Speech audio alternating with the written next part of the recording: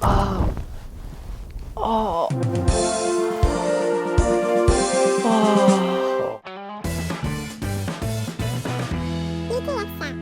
먹는 것이고 나를 만든다. 안녕하세요, 리틀 약사입니다. 이 살다 보면 누구나 한 번 이상 경험하는 게 있죠. 속이 쓰리고 소화가 안 되고 막 배에 가스 차고, 여기에 위염과 역류성 식도염, 그 흔한 소화불량들까지. 이때 여러분은 어떤 약들을 먹게 되나요? 묻지도 따지지도 않고 위산분비 억제제와 제산제일 겁니다. 하지만 이 여러분의 역류성 식도염이나 위염, 소화불량이 과연 이 위산이 문제일까요? 어느 날 갑자기 내가 위산이 많이 나와서 막 소화를 방해하고 점막에 염증을 일으키고 속을 쓰리게 한 걸까요? 위산은 적군이 아니라 아군입니다.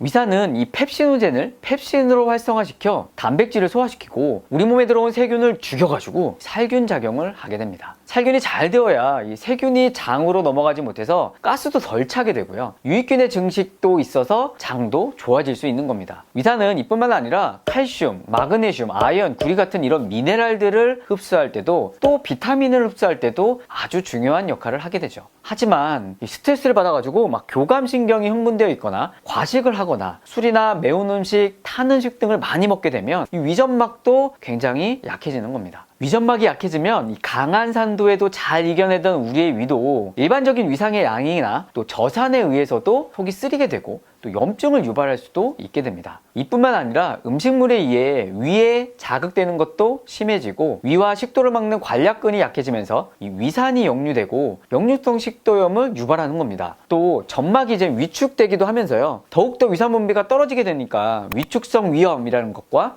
장상피 화생이 발생되기도 하죠. 위축성 위염이 있거나 장상피 화생이 있는 분들, 역류성 식도염도 역시나 잘 생기게 됩니다. 자, 그럼 한 번 더 제가 물어보겠습니다. 소화불량, 위산이 문제인가요? 점막이 문제인가요? 물론 염증이 심하고 당장 점막을 보호하기 위해서는 이 위산분비 억제제를 쓸 수도 있겠죠. 아니요, 써야 하겠죠. 하지만 병원에서 이럴 때 위산분비 억제제를 썼었으니까 임의적으로 집에 놓고 장기적으로 드시는 분들이 많습니다. 이런 분들 신중하셔야 합니다. 위산을 무턱대고 계속 억제하게 되면 안 돼요. 여러분이 어떤 음식을 먹고 어떻게 먹고 어떤 스트레스를 받고 사냐의 이 습관이 만들어낸 이 소화불량의 문제를 애꿎은 막 위산만 잡고 있으면 안 된다는 겁니다. 이 대표적인 위산분비 억제제 이 PPI 제제들의 제품 설명서를 보면요, 일단 치료기간은 보통 4주에서 8주로 잡고 있고요. 장기간 복용 시 위산 저하로 인한 위장 간의 세균 감염의 증가, 만성 염증성 자가면역 질환의 발생, 마그네슘의 저하, 골조 위험의 증가, 비타민 B12의 흡수 장애가 나타날 수 있다, 이렇게까지 주의사항에 써 있습니다. 자, 역으로 생각하면 저산 상태가 돼서 위내 산도가 떨어져 있는 저산증의 분들은 소화가 잘 안 되고 단백질 소화가 안 돼서 흡수가 잘 안 되니까 당연히 근육 합성에도 어려움이 생기고 체내 호르몬이나 효소 합성, 에너지 생성에도 문제가 잘 발생됩니다. 게다가 위산은 이 미네랄 해리와 또 관련이 있기 때문에 저산증이 있으면 미네랄 흡수가 잘 안 될 수 있고요. 이로 인해 골다공증의 위험이 높아지게 됩니다. 또 살균이 잘 안 되니까 장내 세균의 유해균이 늘어나서 점막 상태도 안 좋아지고요. 염증성 면역 질환도 잘 생기게 될 수 있어요. 자, 그래서 대표적으로 위산 분비가 떨어지는 질환이죠. 위축성 위염 같은 경우도 다른 위염보다 위암 확률이 더 높아진다라고 알려져 있습니다. 첫 번째, 소식하라입니다. 위에 가장 부담을 주는 행위가 바로 이 과식.